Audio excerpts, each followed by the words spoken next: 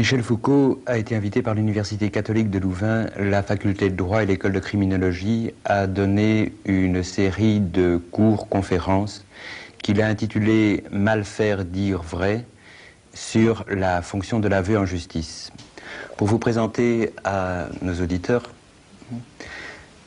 je souhaiterais vous poser un certain nombre de questions. Bien sûr, vous êtes très connu, vous donnez cours au Collège de France, vous avez publié une série d'ouvrages depuis l'histoire de la folie, naissance de la clinique, les mots et les choses, l'ordre du discours, l'archéologie du savoir, surveiller et punir, et vous êtes en train d'écrire une histoire de la sexualité. Ces ouvrages sont pour la plupart connus, certains plus que d'autres. Certains ont suscité des débats parfois passionnés. Mais il me semblerait intéressant que vous puissiez nous dire un peu comment vous avez cheminé à travers une série de problématiques, une série de questions. Pourquoi vous vous êtes intéressé à l'histoire de la psychiatrie, à l'histoire de la médecine, à la prison, maintenant à l'histoire de la sexualité. Pourquoi aujourd'hui vous semblez vous intéresser à l'histoire du droit? Quel a été au fond votre itinéraire? Qu'est-ce qui a été le fil conducteur de votre réflexion? S'il est possible de répondre à une telle question. Oui, c'est une question difficile que vous me posez. Bon, parce que le fil conducteur, on ne peut guère le dégager qu'une fois qu'on a été conduit au terme dernier, c'est-à-dire au moment où on va cesser d'écrire. Et puis, vous savez, je ne me considère absolument pas ni comme un écrivain, ni comme un prophète. Je travaille, c'est vrai, en grande partie, souvent, au gré de circonstances, de sollicitations extérieures, de conjonctures diverses. Et je n'ai pas du tout l'intention de faire la loi.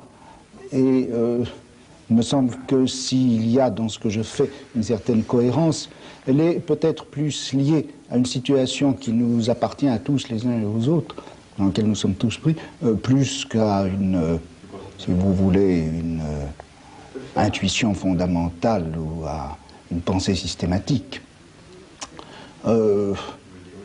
C'est vrai, si vous voulez, que, me semble, que la philosophie moderne, peut-être depuis le jour où Kant a posé la question Was ist Aufklärung, c'est-à-dire qu'est-ce que c'est que notre actualité, qu'est-ce qui se passe autour de nous, qu'est-ce que c'est que notre présent, il me semble que la philosophie a acquis là une dimension où que s'est ouverte pour elle une certaine tâche qu'elle avait ignorée ou qui n'existait pas pour elle auparavant, et qui est de dire qui nous sommes, de dire qu'est-ce qu'est notre présent, qu'est-ce que c'est que ça aujourd'hui. C'est évidemment une question qui n'aurait pas eu de sens pour Descartes. C'est une question qui commence à avoir du sens pour Kant, quand il se demande ce que c'est que la Aufklärung, et c'est une question qui est en un sens la question de Hegel. Qu'est-ce que c'est que le maintenant? Oui. C'est la question aussi de Nietzsche. Bon, et je pense que la philosophie, parmi différentes fonctions qu'elle peut et qu'elle doit avoir, a aussi celle-là, de s'interroger sur ce que nous sommes dans notre présent et de notre actualité. Je dirais que c'est en un sens autour de cela que je pose la question, et dans cette mesure, eh bien, je suis nietzschéen ou hegelien ou kantien, oui, par ce côté-là. Bon, comment est-ce que je suis venu alors à poser ce genre-là de questions? Bon, pour faire deux mots sur l'histoire de notre vie intellectuelle aux uns et aux autres, disons dans l'Europe occidentale après la guerre, on pourrait dire ceci, c'est qu'on disposait, vers les années 1950, d'une part, d'une perspective, d'un mode d'analyse qui était très profondément inspiré par les phénoménologies, qui était en un sens à ce moment-là une philosophie, je dirais, dominante. Dominante, je ne mets aucune péjoration dans ce mot-là, ne pas dire qu'il y avait dictature ou despotisme de ce mode-là de pensée, mais dans l'Europe occidentale, en particulier en France, la phénoménologie était un peu était un style général d'analyse. Bon, c'est un style d'analyse qui revendiquait comme l'une de ses tâches fondamentales l'analyse du concret.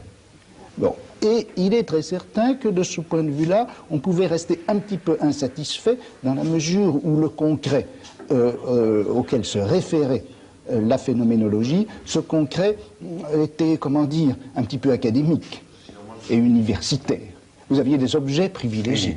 de la description phénoménologique, qui était ou l'expérience vécue, ou la perception d'un arbre à travers la fenêtre du bureau. Enfin, je suis un peu sévère, mais le champ d'objets que la phénoménologie parcourait était, je dirais, un peu prédéterminé par une tradition philosophique et universitaire qu'il valait peut-être la peine un petit peu d'ouvrir.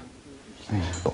Deuxièmement, autre forme de pensée dominante, importante, c'était évidemment le marxisme, qui lui se référait à tout un domaine d'analyse historique sur lequel, en un sens, il faisait l'impasse.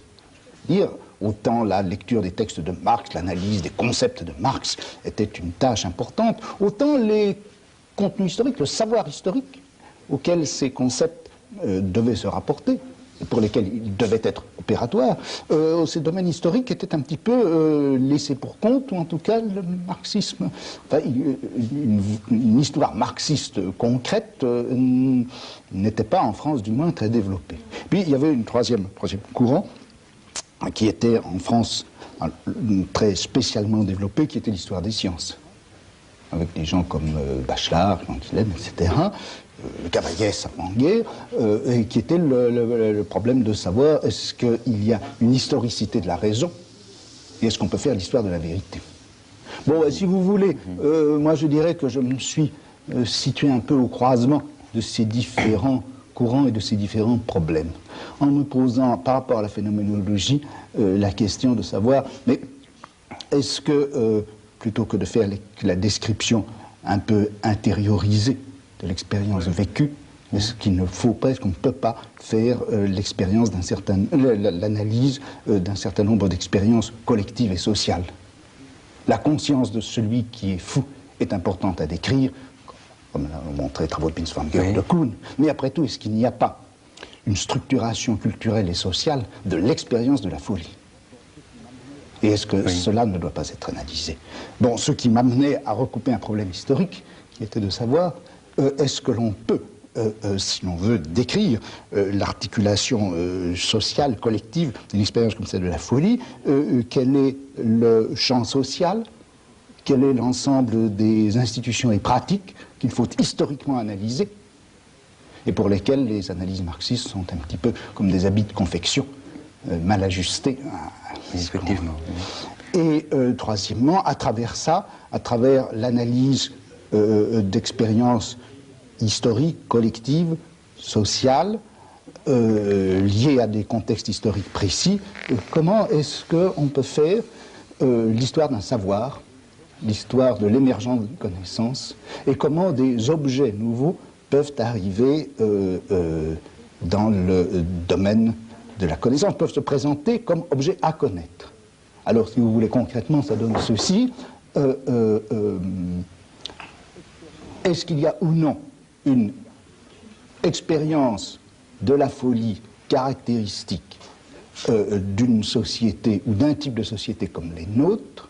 Comment cette expérience de la folie a pu se constituer? Comment est-ce qu'elle a pu émerger? Et à travers cette expérience de la folie, comment est-ce que la folie a pu se constituer comme objet de savoir pour une médecine qui se présentait comme médecine mentale? Ce qui donne en gros, à travers quelle transformation historique, quelle modification institutionnelle s'est constituée une expérience de la folie dans laquelle il y a à la fois le pôle subjectif de l'expérience de la folie et ce pôle objectif de la maladie mentale. Bon, voilà un petit peu sinon l'itinéraire, du moins le point de départ. Oui. Bon. Et alors pour en revenir un petit peu à la question que vous me posiez, pourquoi avoir pris ces objets-là, je dirais qu'il me semblait, et alors c'était peut-être là le quatrième courant, le quatrième point de référence de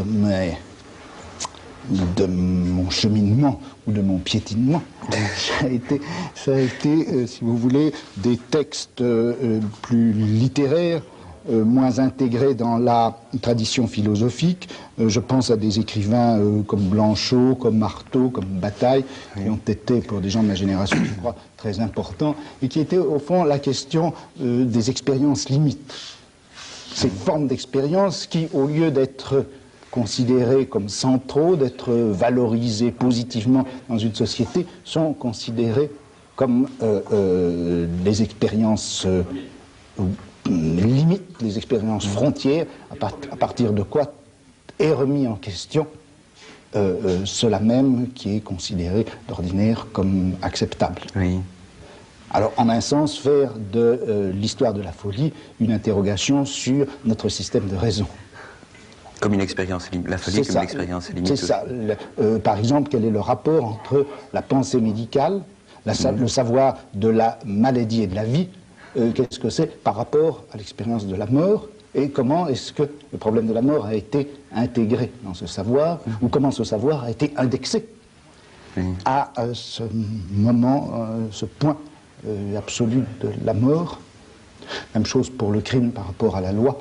Au lieu d'interroger la loi elle-même, et qu'est-ce qui peut fonder la loi, prendre le crime comme le point de rupture par rapport au système. Et prendre ce point de vue-là pour interroger qu'est-ce que c'est donc la loi. Prendre la prison comme ce qui doit nous éclairer sur ce que c'est que le système pénal, plutôt que de prendre le système pénal, de l'interroger de l'intérieur, de savoir comment il s'est fondé, comment il se fonde et se justifie, pour en déduire ensuite ce qu'a été la prison. Voilà. Vous avez présenté la philosophie comme, dans son actualité, au fond, depuis Kant, comme posant une question qui est une question, je pense, qui nous concerne tous, et qui permet, au fond, à l'homme de s'interroger sur sa situation dans l'histoire, dans le monde, dans la société. Il me semble qu'à travers tout ce que vous avez écrit, depuis l'histoire de la folie et jusqu'à l'histoire de la sexualité, il y a une perception de cette réalité, ou du moins il y a la perception d'un élément de cette réalité qui semble vous intéresser particulièrement et qui concerne tout ce qu'on pourrait appeler les techniques d'enfermement, de surveillance, de contrôle, bref, la manière dont l'individu dans notre société a été progressivement contrôlé. Est-ce que vous pensez qu'effectivement il s'agit là d'un élément qui, déjà depuis un certain temps, depuis peut-être l'époque classique dans notre histoire, est très déterminant pour comprendre cette modernité ? Oui, c'est vrai. Si vous voulez, ce n'est pas un problème que je m'étais posé au départ. C'est petit à petit, en étudiant un certain nombre de choses, comme justement la psychiatrie, la médecine, le système pénal, que tous ces mécanismes d'enfermement, d'exclusion, de surveillance, de contrôle individuel ont paru très intéressants et très importants. Bon, je dirais que j'ai peut-être posé ces questions-là d'une façon un peu sauvage à un moment donné, au moment où je me suis aperçu qu'elles étaient importantes. Bon, je crois qu'il faut bien délimiter de quoi il s'agit et quel est le genre de problème que l'on peut poser à propos de tout cela.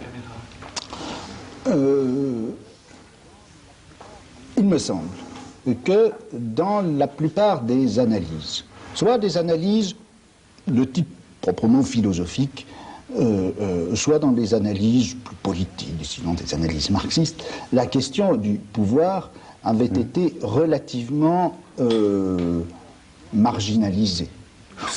Ou en tout cas, c'est ça. Ou en tout cas, simplifiée. Ou bien il s'agissait de savoir quels étaient les fondements juridiques pouvant légitimer un pouvoir politique, ou bien il s'agissait de définir le pouvoir dans une fonction de simple conservation ou reconduction de rapports de production. Alors, ou il s'agissait de la question philosophique du fondement, ou de l'analyse historique de la superstructure.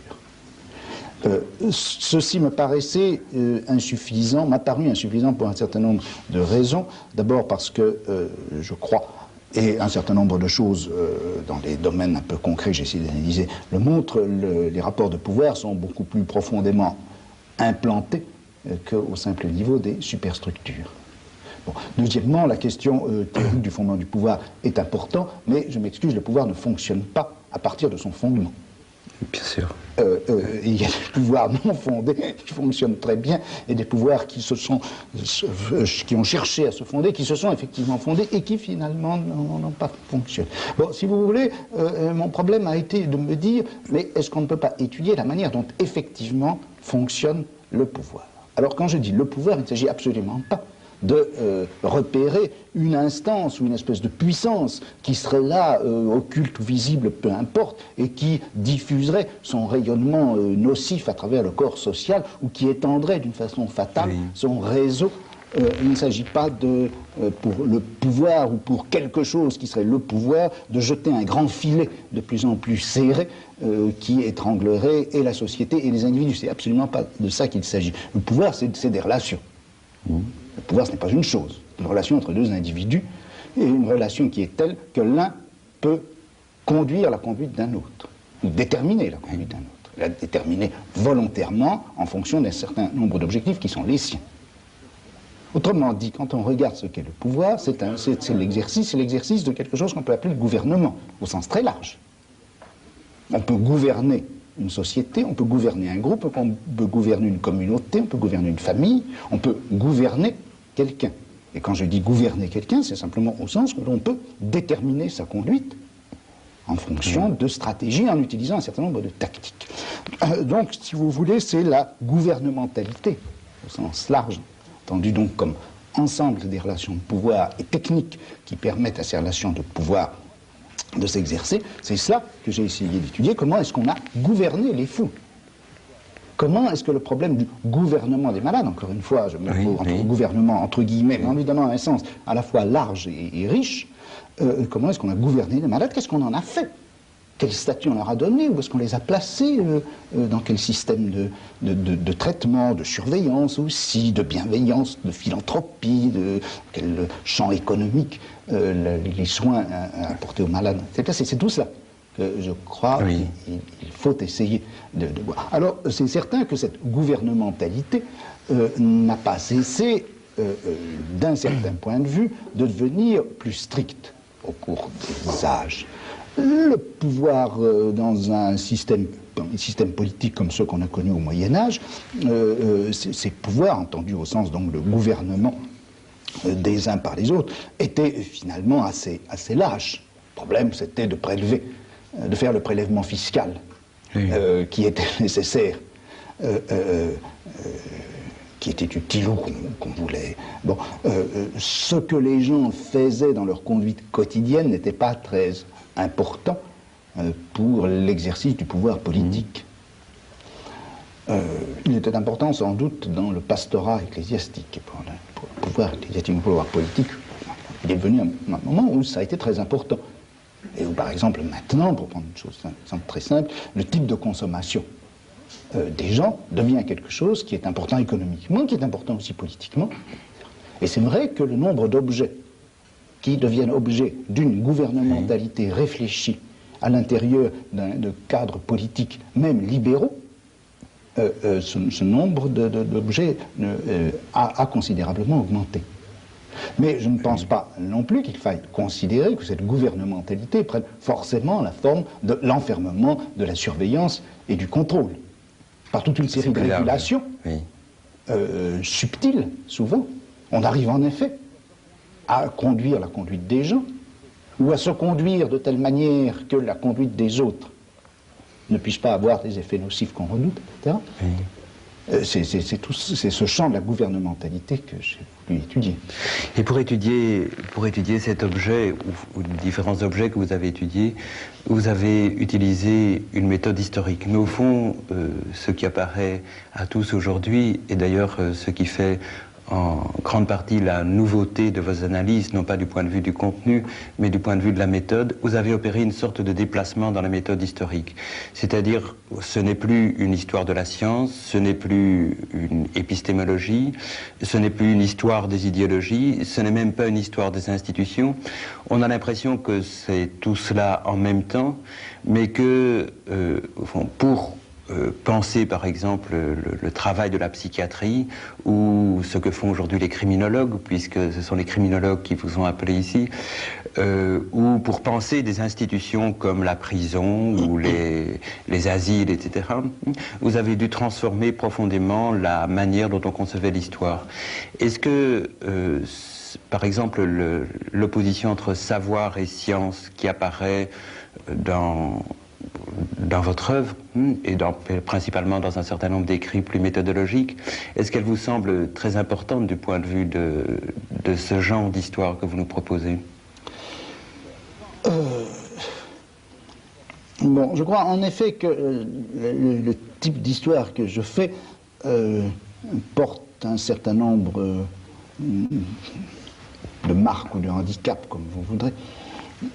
D'abord, la chose que je voudrais dire, c'est que, bon, encore une fois, la question dont je parle, c'est qu'est-ce que nous sommes et qu'est-ce que nous sommes aujourd'hui, et qu'est-ce que c'est que cet instant qui est le nôtre.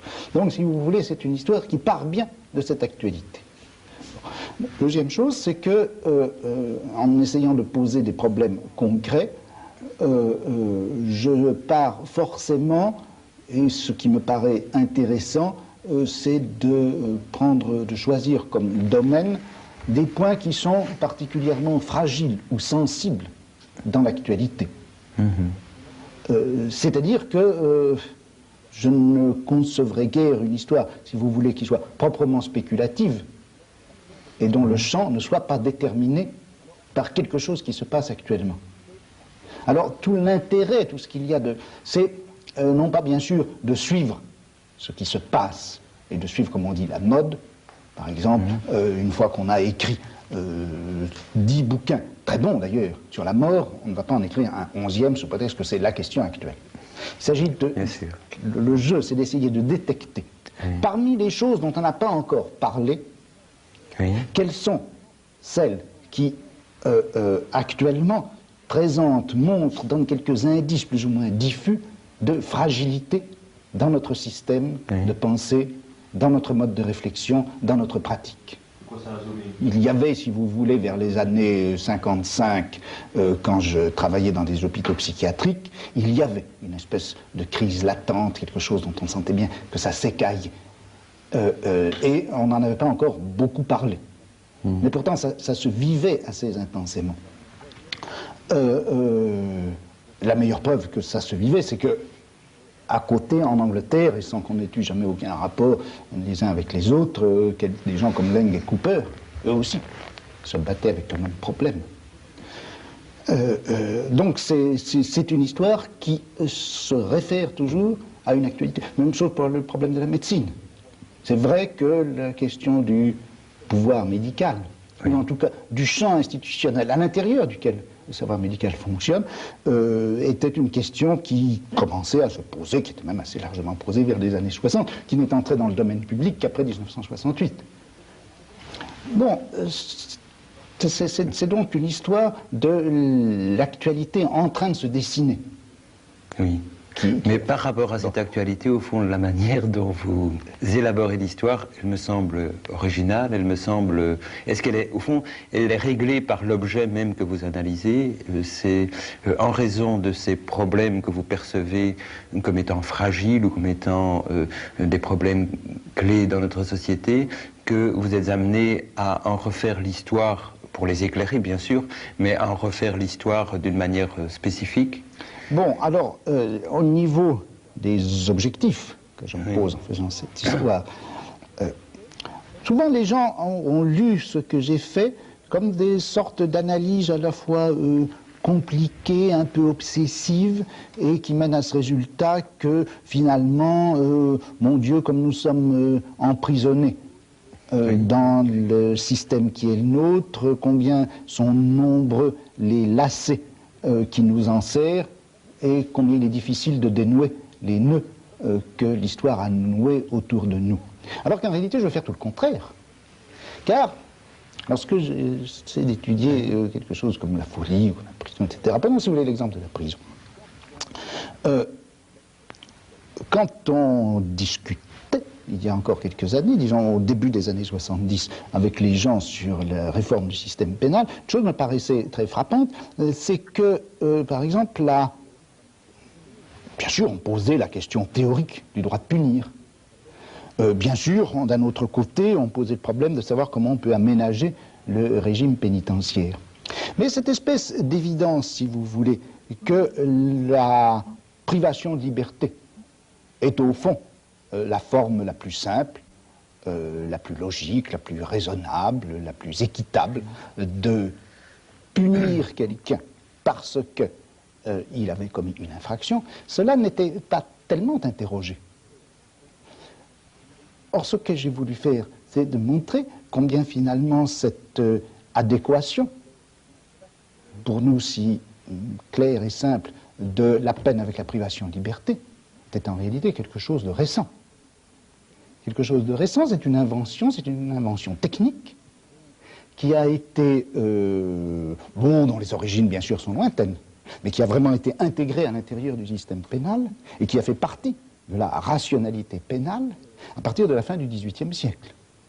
Et j'ai essayé d'interroger les raisons pour lesquelles la prison était ainsi devenue une sorte d'évidence dans notre système pénal. Il s'agit donc de rendre les choses plus fragiles par cette analyse historique, ou plutôt de montrer à la fois pourquoi et comment les choses ont pu se constituer ainsi, mais montrer en même temps qu'elles sont constituées à travers une histoire précise. Il faut donc montrer et la logique des choses, ou si vous voulez, la logique des stratégies à l'intérieur desquelles les choses se sont produites, et montrer que ce ne sont pourtant que des stratégies, et que du coup, en changeant un certain nombre de choses, en changeant de stratégie, en prenant les choses autrement, du coup, ce qui nous paraissait évident ne l'est pas. Notre rapport à la folie, c'est un rapport qui est historiquement constitué. Et du moment qu'il est historiquement constitué, il peut être politiquement détruit. Ou, je dis politiquement, en donnant au mot politique un sens très large. En tout cas, il y a des possibilités d'action, puisque c'est à travers un certain nombre d'actions, de réactions, etc., à travers un certain nombre de luttes, de conflits, pour répondre à un certain nombre de problèmes, qu'on a choisi ces solutions-là. J'ai voulu réintégrer beaucoup des évidences de notre pratique dans l'historicité même de ces pratiques. Et du coup, les déchoir de leur statut d'évidence pour leur redonner la mobilité qu'elles ont eue et qu'elles doivent toujours avoir dans le champ de nos pratiques. Oui, dans vos conférences actuelles, vous utilisez le terme véridiction, qui se réfère à dire la vérité et qui touche à un problème de vérité. Dans la méthode, dans ce que vous venez de dire concernant à la fois votre intérêt pour l'actualité et la manière dont vous envisagez l'histoire et la constitution même, au fond, de cette actualité, en quelque sorte, vous remettez en question ce qu'on pourrait penser être les fondements de telle ou telle pratique, et vous avez dit que vous nous avez dit à propos du pouvoir, le pouvoir ne fonctionne pas à partir de son fondement, mais il y a effectivement toujours des justifications ou des réflexions philosophiques qui visent à fonder le pouvoir. Votre méthode historique elle-même, qui est une méthode qui fait une sorte d'archéologie ou de généalogie selon peut-être selon les objets ou selon le développement même de votre pensée, vise à montrer que finalement il n'y a pas de fondement à des pratiques de pouvoir.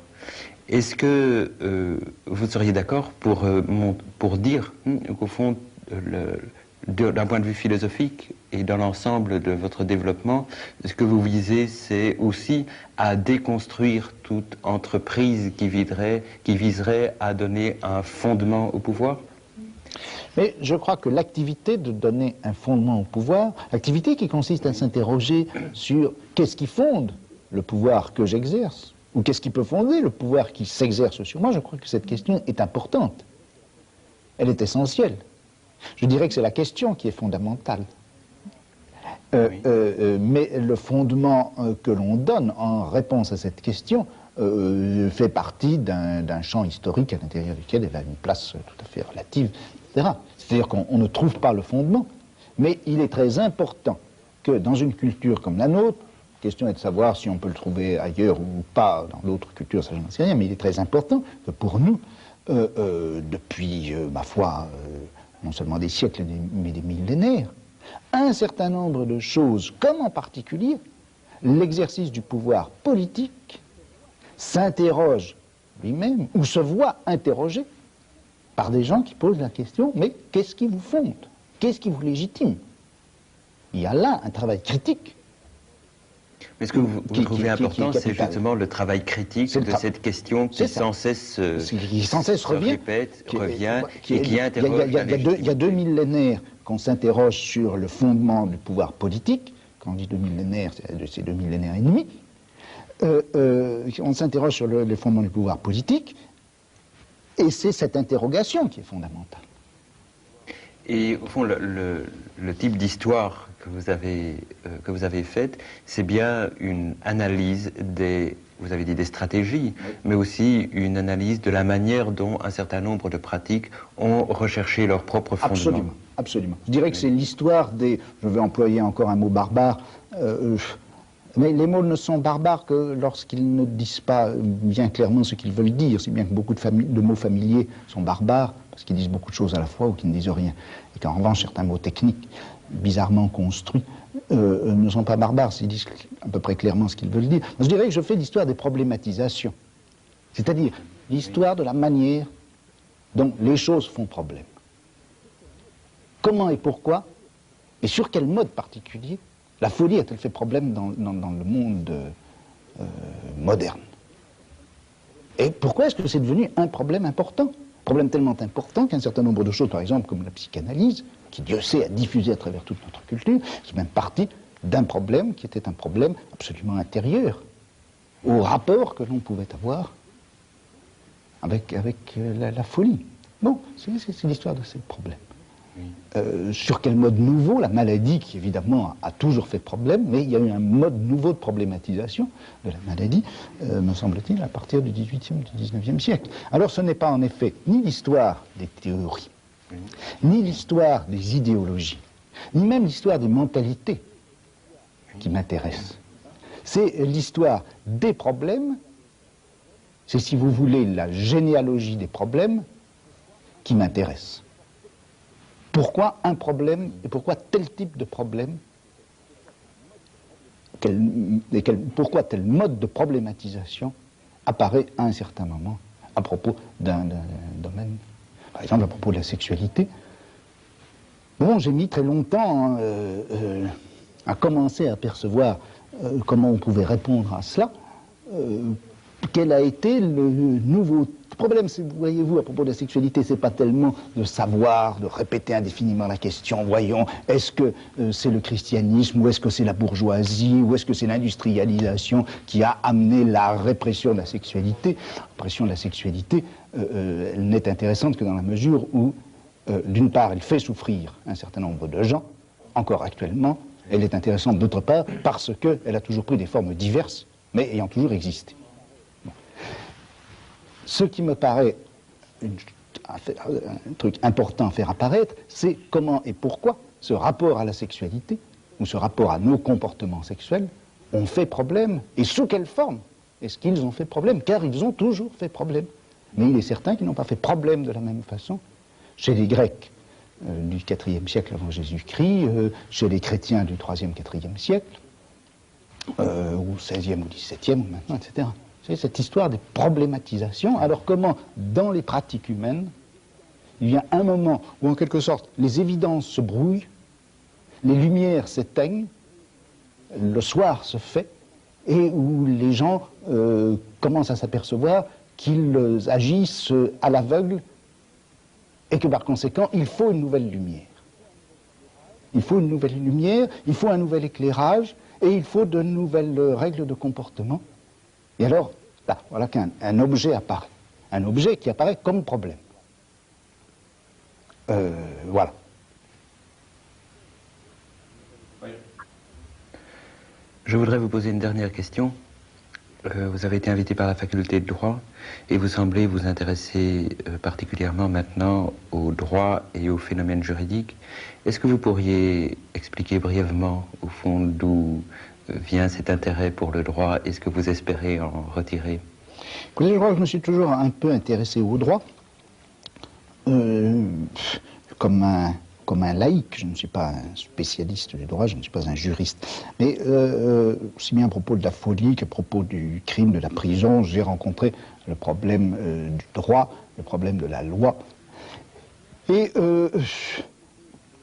la question que j'ai toujours posée, c'était de savoir comment les technologies de gouvernement, comment ces rapports de pouvoir, entendus au sens où nous l'avons dit tout à l'heure, comment tout cela pouvait prendre forme à l'intérieur d'une société qui prétend fonctionner au droit et qui, pour une part au moins, fonctionne au droit. Alors ce sont les liens, les rapports de cause à conséquence, les conflits aussi, les oppositions, les irréductibilités entre ce fonctionnement du droit et cette technologie du pouvoir. C'est ça qui me paraît que je voudrais étudier, et il me semble que interroger les institutions juridiques, interroger le discours et la pratique du droit à partir de ces technologies de pouvoir peut présenter un certain intérêt, non pas du tout au sens que ça bouleverserait entièrement et l'histoire et la théorie du droit, mais il me semble que ça peut jeter une certaine lumière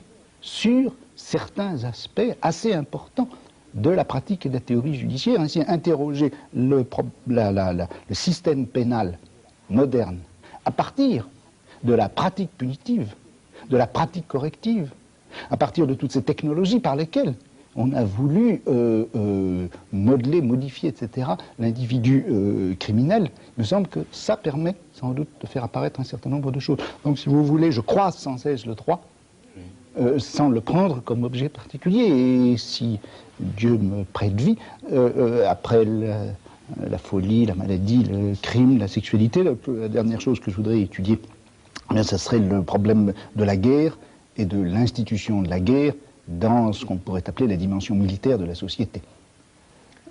Et là encore, j'aurais à croiser le problème du droit, aussi bien sous la forme de droit des gens, droit international, etc., que aussi le problème de la justice militaire, etc. Enfin, qu'est-ce qui fait qu'une nation peut demander à quelqu'un de mourir pour elle? Eh bien, nous espérons tous que Dieu vous prêtera vie pour pouvoir continuer à lire vos histoires, ces histoires multiples qui nous ont tant enrichis. Je vous remercie.